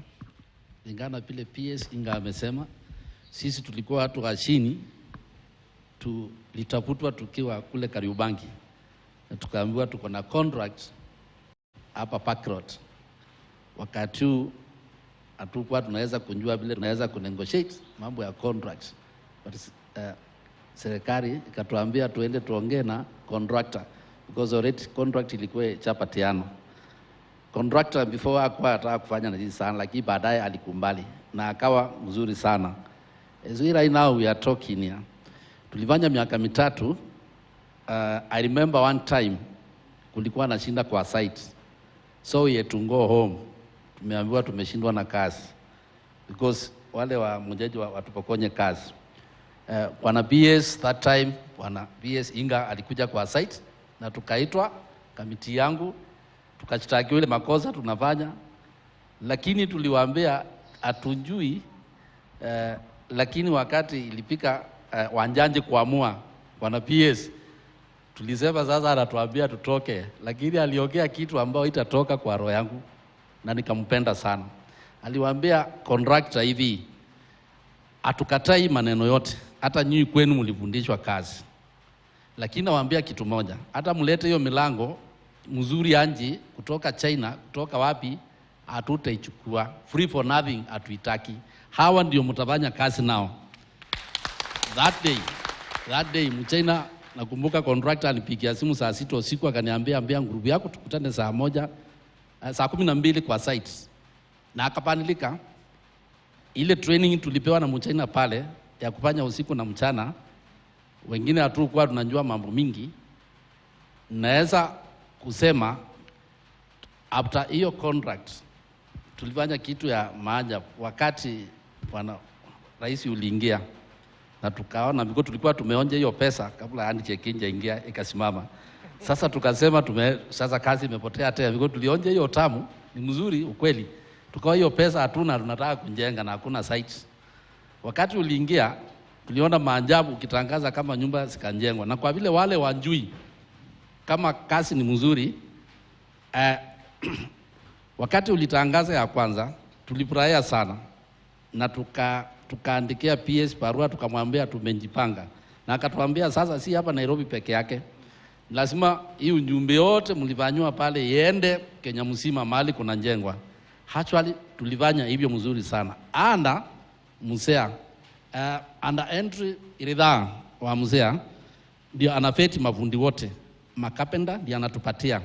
Saa hiyo ndugu ameongea hapa, nimempatia technical team ambao wanatrainiwa kwao saa hii, wale watafanya hii milango ndio inaenda huko Kibera, this one. Na huyo amenipa makapenda, tumempatia watu wetu wa training wa national. Tumejiunga kikundi kubwa sana kutoka kwa subsector ya national Jua Kali of Kenya, ambao CEO wake ako hapa asimame. Huyu ndio mkubwa wetu wa Jua Kali, Bwana Richard Mutati. Tuko na timu kubwa, watu wote wa national msimame, msalimie rais. Mafundi wote pia msimame, wale mmepika hapa. Hii timu yote unaiona hapa, wengi tumefanya nao Parkrot, na wengi tumewatuma kila mahali. Juzi tumeitwa na MD wako wa National Housing, akatuambia anataka tumsaidie huko nyumba zao zinajengwa. Sasa yeye ametupa kazi Kirinyaga, Ngomambei, tunawasimamia huko na Embu. Mafundi wetu technical wanaenda huko, tunapanga na yeye vile wataenda huko. Because why we are doing this, we are giving our brothers and sisters ile shinda tulipitia pale attract wapitie. Na nakwambia kitu ya kuchangaza sana, wanawake wataki kuachwa nyuma. Wamejipanga, because walikuwa wananiuliza chairman, tutafanya kazi gani? Hii milango unayoona hapa, hii imefanywa na wanawake. Sio kana Madam Karaya yako ameingia. Huyo madam, hii milango ndio wamejiunga kikundi kubwa sana. Wanatengeneza milango. Wamesema muhindi apati kazi ya milango. Hii yote inakuja site inaundwa na wanawake wetu hapa Kenya. Hiyo unayoona hapa. Ile iko pale ndio tunaweka Ruiru. Hiyo pia hao kikundi ya wanawake wa Ruiru wakishikana na hii technical team ndio wameunda hiyo. Watu wetu tumetrain mafundi wa Ruiru. Na nikwambia kitu moja rahisi, sisi national ni kutrain. Vile wanasema hatuingii kazi yao. Chamani wa Ruiru wako hapa ainuke asalimie rais. Wanamuridi unaomuona pale ameomba national impatie technical team. Hako nao kwa site. Mzuri sana. Ile milango ndio contractor amekumbali. Hii milango tumefix floor 4 saa hii huko Ruiru. Kazi inaendelea, ilikuwa inspection huko last week, na nataka bwana PS na aende akainspect, lakini tuko na kisungumukutu. Tunapata shida bwana president, na hiyo mpaka utusaidie sasa. Mimi nimeongea, tumeshoka. Hao mafundi wetu wanaofanya kazi, especially carpenters na welders na fitters, tunaenda nyumbani bila pesa. Why I'm saying this? Developer anatupatia contract, tunaelewana mzuri sana. Anatuambia ana pesa, weka. Tukienda kwa hizi bank zetu, wanatungojea pale kwa ofisi, watuambia umekuja hii, unajua hii mambo yako, anafurahia sana. Ile interest wametupatia, Mr. President, kusema ukweli, hao watu ukiwauliza wako pia tuko na njaa. Because tunalipa interest, tukilipa other things, tunambaki kamkati ni kidogo tunapeleka nyumbani. So wamenituma hata nikiwaambia president, atutafutie kama ni hustler funds, vile tunaweza deliver hii cash tumbaki na kitu. Because 25%, 21% banks za Kenya zinatuumiza sana. iko banks moja Equity imetupatia product mzuri Kenya mzima, CEO wake Bwana Mwangi, but ukiangalia pia iko juu because hiyo ndio yako chini na 19% although reducing. Tuko na kampuni moja imejitokeza kwetu as national, na wisikize mzuri, Tononoka imetuita ikasema CEO alikuwa huko, ikasema yeye anatupatia clinic facility ya 9 days, anapeleka chuma Kenya mzima, kama anapeleka Rwanda wapi, si hapa Kenya. Tupanye partnership, tupanye na yeye. Tukamwambia naona tupatie ile price tunataka, na by the way ametupatia hiyo, anatupatia at least hiyo, tunaona at least kamkate kanambaki kidogo. Pale Kibira huyu mzee ameniambia mafundi wamequalify, tunangojea contractor alete sign up. Bwana PS msukume sana because he is going slow kutoa hiyo contract, na wazee wanaingoja. Sisi tumemfanyia party yetu, sasa msukume sana iweke kwa meza. Huyu Njorosi Lali ananiambia mafundi wa makapenda wanaona wenzao wakifanya kazi, sasa nao wanataka kufanya. Nitakuwa na this site tumepanga naye next week, ndio tuhesabu wale mafundi wote wamepetiwa na mzee, ndio sasa waingie kazi, wafanye kazi. Sisi kazi yetu kuangalia kazi, ukienda pale ukishika mlango dirisha imewekwa hivi na hii Hustler Nation yako unaiona hapa. Lakini Mr. President tusaidie hapo kwa interest. Tumeumia sana. Hakuna mkate nyumbani. Sorry sana. Excellency, akwambie sasa akupatie tu hiyo story ya KRA kwa sababu walikuwa hawako wanalipa ushuru lakini sasa wanalipa ushuru. Nilikuwa nimesahau la story ya pale Parkrot. Pale Parkrot wakati tulipewa kazi ya 122. Tulisema kwa vile tumepewa na serikali hii mambo ya ushuru hatunjui. KRA ikatuambia tulipe ushuru, tukandinda. Tukamwambia hii mambo mnatuambia tutai, kumbe tunahesabiwa tu, tunahesabiwa. Wakati tulikuwa kumaliza tuliandikiwa mabarua, mimi na chairman wa Ngong, chairman wa Kamkunji, tukaambiwa tuende kwa ofisi ya KRA. Wakati tulienda pale tuliwaambia mambo mnatuambia tunyumu, kaambia mtainjua leo. Kumbe kuambiwa tumeinjua leo, pesa yetu ile tumelipwa ya mwisho 26 milioni wamekamata yote. Wakasema hii hamtoi. Imagine hiyo siku ndio tulinjua tuchezi na kulipa ushuru. Hiyo tukiambiwa KRA iko hapa, tuambia kuja tukupe yako, tuachane na sisi. Because alisema alichukua vile tulikuwa tumepanga tukawe pesa, mafundi wapate 16,500 yote akabeba siku moja. Katuambia niliwaambia mlipe mkakataa, nimewakamata. Because aliandikia hizo benki zote barua mahali akaunti yetu iko ikamatwa. Kutoka hiyo siku hao mafundi wote hakuna mtu anacheza. Hata sisi tunaangalia tukikupatia kazi kama ulipi ushuru tunakuambia wewe rudi kwa mzee ukakufanyia interview tena. Because tunataka kuona certificate ya, hatutaki shinda na KRA na tumekuwa mafrendi sana. Pale Parkrot mnaona tuliambia PS hatuwezi kunjenga hapa, tutoe kwa mabanda. Nasikia ile story wanajoroa ameongea hapa because tulikuwa kwa mabanda mahali alituokota huko Mathare. Ati saa hizi tunaamuka mahali mzuri pale Parkrot. Sisi hatukujangi ngari na town kuruka, tuko na bahati sana rais. Tunakuja hapa, tunaingia town, tunafanya shughuli, tunarudi kwa nyumba. Hapo tukiwa town naona kwangu. So tulipaitika watu 45. Why hao watu wote wanaona rais wote wamesave pesa. Tumeenda kwa PS na tukamwambia tumelipa kwa mboma yangu na tuna save huko, lakini iko kitu tutupanga na yeye atupatie allocation ya watu wakawani na amekumbali. Sasa sisi tuwekewe 10% na tunakulipa yote. Hao watu wote wamechanga pesa. Mahali wanafanya kazi wanaweka pesa ya kukaa kwao. Because wanaona vile tunakaa Parkrot na wako very happy. Mkikataa nyumba mjue mafundi wangu wote Kenya mzima wamejipanga. Wanachukua hizo nyumba. Asante sana. Yeah.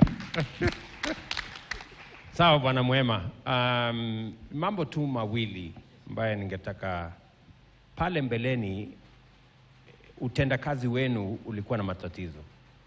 Ile quality ya vile mlikuwa mnafanya. How has that improved? Are you bado mko pale ama mumebadilisha mambo? Mambo yetu ilibadilika wakati tulifika site 2018 pale Parkrot. Wakati tulikuja na mashini zetu, contractor alisikataa. And the contractor baadaye wakati tulikuwa marafiki alisema saa you guys naonyesha mashini za kufanya kazi na tutawasaidia kutoka kwetu mahali zinatoka. Hii vitu mnatumia zimevitwa na wakati kama ile Kabiru tulikuwa tunatumia ile akatufundisha kutumia ile electronic, ukiweka hapo na ile kitu ni mbaya. Kulikuwa na siku ya kwenda kuangalia, because tulikuwa tunafanyia kwa site huko kwetu. Tulikuwa tunaenda kuangalia na yeye workshop 3 sote, Ngong, Kariobangi na Kamkunji, siku ya Wednesday kila wiki. Akiweka hiyo biro yake hivi, anajua ni wapi pambaya, anasema tu correct hapo. Hii milango ya ambao akatufundisha vile kuitengeneza na kuvinya mzuri, then tukafundishwa kuset pale. Wakati huu tulikuwa tunafanya vitu reja sana, vitu ambao ukiona inakata, kunaangalia ile vitu tulikuwa tunatengeneza wakati huu, au wateja tulikuwa tunawapatia vitu bob sana. Lakini saa hii kitu ikitoka kwetu inaangaliwa kabisa. We have a very technical team here, watu wa kuangalia inspection yetu kabla developer anja pika pale. Developer hata saa hii hawezi kusema kitu yetu tumeweka, wote wanapitisha hivi. Very good. And I think that goes to what PS was saying. Affordable does not mean poor quality. And the capacity building that has been done on our Juakali sector. Pale nyuma walikuwa wanatengeneza ile tu kuharakisha, hata unasikia Mwema mwenyewe anasema kweli tulikuwa tunafanya makosa. Wale wateja wetu tulikuwa tunawapatia vitu substandard. Lakini leo kwa sababu ya program hii ya affordable housing, vile tulisema ya kwamba wale contractors tumewapatia kazi, wakijaribu kuleta watu wao tunawaambia hapana, hii kazi itafanywa na Wakenya, itafanywa na mafundi wa Kenya, dirisha itafanywa na mafundi wa Kenya, milango itafanywa na mafundi wa Kenya. Ile kitu watafanya ni kufanya kazi na wao to improve the quality of what they are doing so that it meets the standard of the construction. And because of we insisted, the contractors were trying to say the Juakali people are doing substandard work. We told them it is your responsibility to train, empower, build capacity of the Juakali sector so that they develop the standard products we are looking for. And I want to commend the Juakali sector. They have upped their game. Mwema now says, even them, they appreciate that they are now doing very quality doors, windows, hinges and other facilities. Ni kweli bwana Mwema? Ndio unaona milango kama hii, na watu wanafikiri tumeleta hii milango hapa kama sinema. Hii milango ndio inaenda Kibera. Hii milango ndio inaenda kule Ruiru. These are real doors built by real people. Na wamesema, ananiambia wametoa kwa site kuja kuweka hapa ndio watu wajue. They are now doing good quality stuff and we have managed to improve what they are doing. Number 2, bwana Mwema, katika hii program yako ambayo unafanya na mafundi, umeniambia ya kwamba mambo ya interest inawaletea matatizo. Na lakini pia hapo umesema kwamba na nyinyi pia mnajikaza kuhakikisha kwamba mafundi wenu na biashara zenu inalipa ushuru. Sio namna hiyo? Which is very good. Na sasa hapo kwa interest hamna kesi sasa na gari. So pale sasa kwa interest tulikuwa na mambo kidogo, lakini nimekusikia. Tutaketi chini kama serikali tuone how do we assist you the same way we are assisting the contractors on making sure that we moderate the costs ndio muweze kupata pesa. Nafikiri Hingar and your team umesikia vile wamesema, watu wa treasury wamesikia. Tutaketi chini, we will come back to you on what we can do to help you out. Tumekubaliana.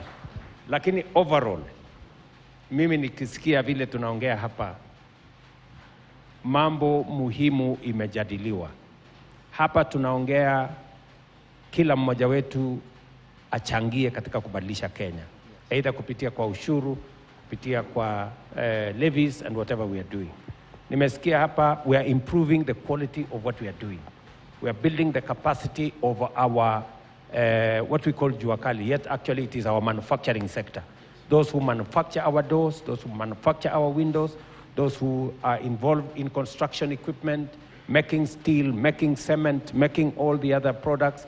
Everybody is upping their game because there is now an opportunity and there is scale of doing work at a higher scale. I'm also hearing that all of us here have embraced the culture of saving. Ukisikia Stanley pale, anaongea mambo ya saving. Ukisikia Shadrach, Meshach pale, anasema saving. Mwema, anasema saving. Wanjiru hapa is talking about saving. So all of us are embracing the culture of savings as a nation. We're also embracing the culture of paying our taxes. And we are also embracing the culture of us moving together as a nation. Therefore, I am very proud that we are all moving in the same direction. So, asanteni sana. Thank you very much, Bwana Obed. Asante sana, Stanley, and everybody around this, Mary, and my good friend Anthony, and Jackie here, and all of us. Na asante sana, my friend Kakai. Sisi wote, we are one team, and it is my hope that we will take this country to the next level together. Asante sana. Thank you very much, Your Excellency. Tumeshukuru sana. Back to you. Your Excellency, if we can just have a picture with the artisans.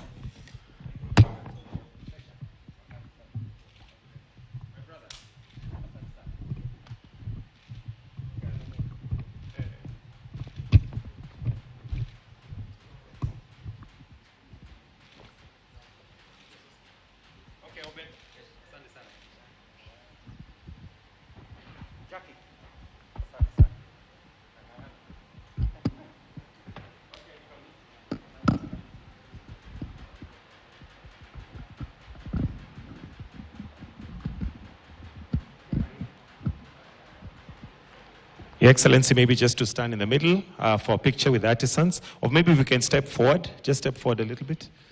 The photographers. Let's be seated, please. The rest of us, we can be seated.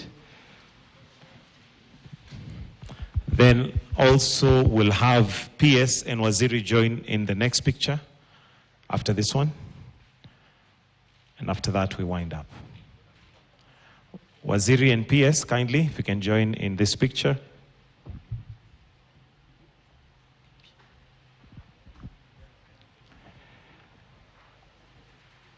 Then the Deputy President, His Excellency the Deputy President, and His Excellency the Prime Cabinet Secretary to kindly join in the picture.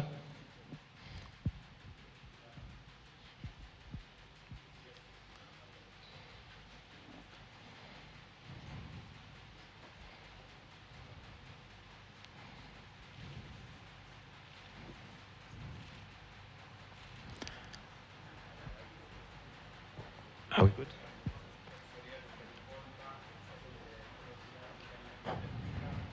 The speakers of the two houses.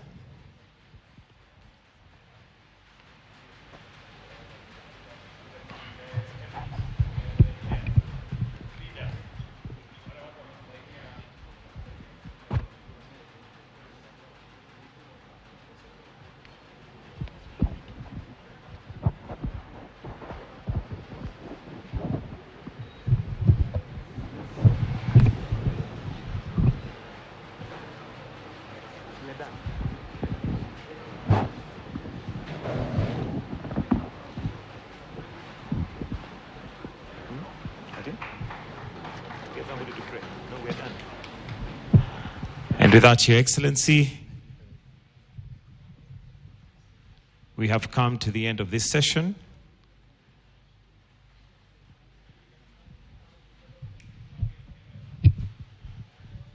So we'll have the governor to say a word or two on behalf of the governors or county government.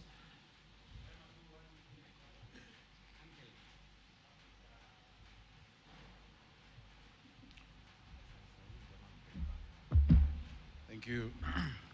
Thank you very much, Your Excellency, President William Ruto, and all our dignitaries, Deputy President, PCS, speakers of both houses of parliament, together with the leadership, and all who've been involved, and my friends, wale wanafanya kwa mjengo, Bwana asifiwe. Your Excellency, the 19th of March will go down in history as turning a new page in the chapter of this country. I really want to thank all of those who've been involved in this entire process. I recently saw a newspaper headline that listed the senators and MPs who voted for this bill, and they were saying those who have betrayed Kenyans. I want to tell the MPs and the senators, on behalf of the millions of people who have been living in squalor in our informal settlements, and I will start with the urban areas, on behalf of those who have been described here by Stanley and Shadrach and all of them, who live a life without dignity, we are proud of you. Thank you. Thank you. We are going to rewrite the story of our urban spaces. The built environment gives dignity. The built environment gives esteem to our people. And I'm very happy that they have said what will not come out the same way when we say it. That what dignity is there when you live in the same room with your children and your wife, and the only thing separating you is a bedsheet. That when your wife has to go to shower in a communal bathroom somewhere out there with other men waiting, there is no dignity. A first-class country cannot have a second-class citizen. And I'm glad, Your Excellency, that we have moved and we're in sync, that we're no longer doing slum upgrading in Kenya. We're doing slum eradication. Slum upgrading, there is no first-class slum and a second-class slum. A slum is a slum. Let us move to slum eradication. Your Excellency, our mutual friend who one day sent me to you, and I know you've been speaking, the president of AFDB, Akinumi Adesina, said that Kenya must choose. We cannot be number one in the marathon and number one in slums. We must choose one of the two. Either we're number one in marathon or number one in the slums. And I agreed with him. I'm so happy because, Your Excellency, just one of these projects, for instance, if we did in committee, can eradicate the entire Kahawa Soweto slum. 3 or 4 of these, because people forget, many of our informal settlements are only one single story. As Jenda Ju, with just a tenth of that space and the decanting that I've heard PS Hinga talking about, and thank you so much for your commitment, we can be able to change the destiny of our country. Secondly, Your Excellency, I just want to affirm, because I know people out there have been saying that this is something that is for the counties, this is for the national government. I would wish to tell them, devolution is not a competition. Devolution is partnership. Devolution is partnership between levels of government to make sure that we serve our people the best. It is based on the principle of subsidiarity, that a service is best offered closest to the benefit of that. So as counties, we are partners. You know, it is like a bird flying, asking, for me to fly, which wing do I need, the left wing or the right wing? A bird needs both wings for it to fly, both the national government and the county government. And on behalf of my colleagues, I want to tell you and commit that we will partner. We had a discussion, we've been talking, we will partner as counties to also do these projects, to do our part, to identify land, you know, because these people, there are no Kenyans served by the national government and other Kenyans served by the county governments. They are all our Kenyans.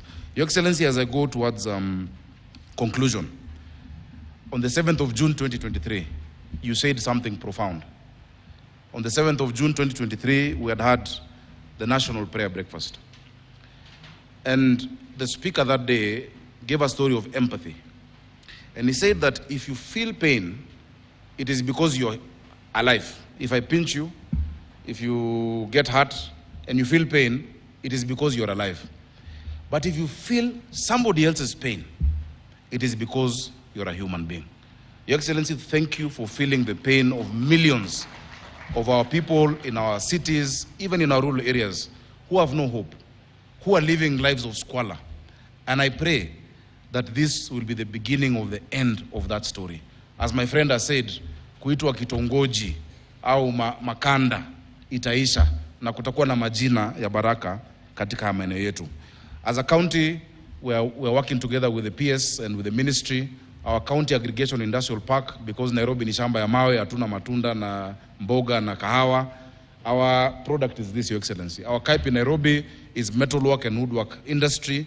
We're dealing with Peter, Mudhama, and the Kamkunji and the Ngongoro teams. Thika Road between Mathare and Utalii, that is where we're going to have our industry. Hii milango yote, madirisha, together with these people, we are bringing the common user facility machines so that we can be able to supply and give our young people hope in this work that we're doing. Your Excellency, one story that my friend aligusia kidogo tu, na